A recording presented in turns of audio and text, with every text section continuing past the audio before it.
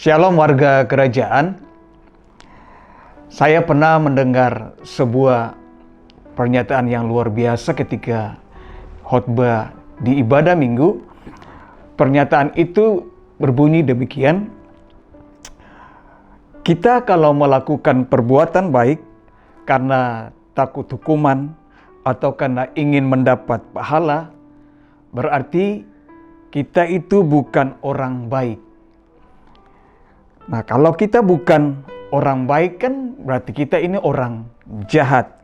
Dan kalau jahat berarti kita ini sebenarnya orang yang berdosa.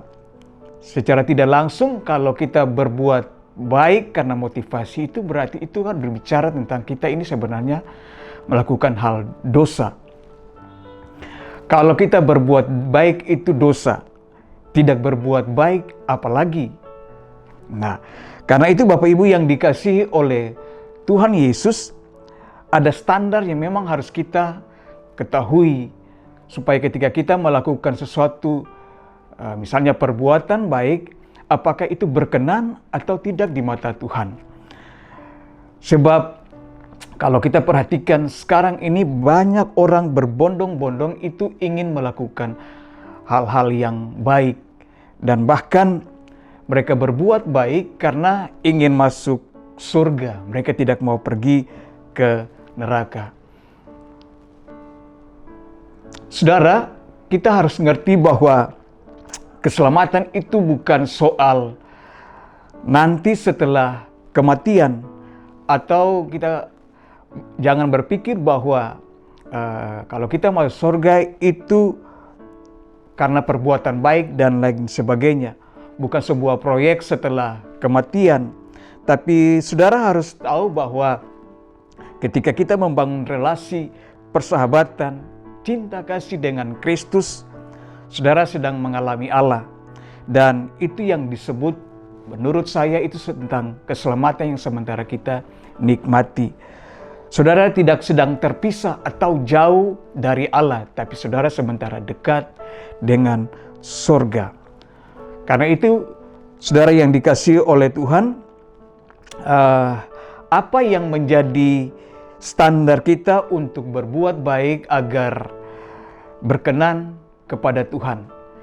Bisa kita baca di Roma 14 ayat 23. Roma 14 ayat 23, firman Tuhan bilang begini, tetapi barang siapa yang bimbang kalau ia makan, ia telah dihukum, karena ia tidak melakukannya berdasarkan iman. Dan segala sesuatu yang tidak berdasarkan iman adalah dosa. Ada banyak kebaikan yang kita lakukan, itu merupakan salah satu bentuk manipulasi karena ego kita, atau mungkin mendukung keinginan pribadi, bukan karena Kristus.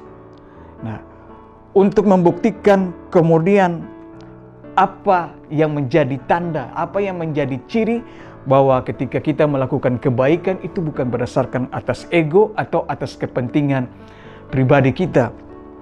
Yang harus kita sadari bahwa kita belajar daripada Yesus Kristus untuk membuktikan kemurnian apa yang Dia lakukan. Dia melakukannya itu bukan atas kepentingan pribadi atau ego daripada dia sendiri, tapi dia melakukan apa yang menjadi kehendak Bapanya di sorga. Bahkan kita lihat dia bahkan mati di kayu salib.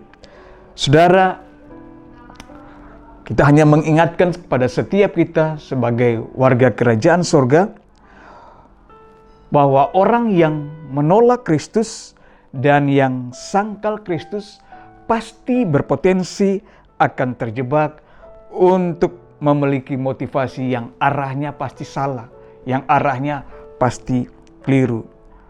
Misalnya seperti yang tadi, kalau mati pasti bisa masuk surga dan lain sebagainya. Mungkin supaya hidup ini lebih diberkati dan lain sebagainya. Bapak Ibu yang dikasihi oleh Tuhan Yesus Kristus, kita harus ingat bahwa pergerakan kita untuk berbuat baik bukan lagi untuk mencari sesuatu, bukan lagi untuk mencari sesuatu yang melesatkan keinginan daging, bukan saja untuk mencari selamat apalagi, tapi kita melakukan itu, pergerakan kita melakukan sesuatu yang baik karena Kristus lebih dulu mengasihi kita. Dia telah berkorban bagi kita dan mati di kayu salib untuk kita.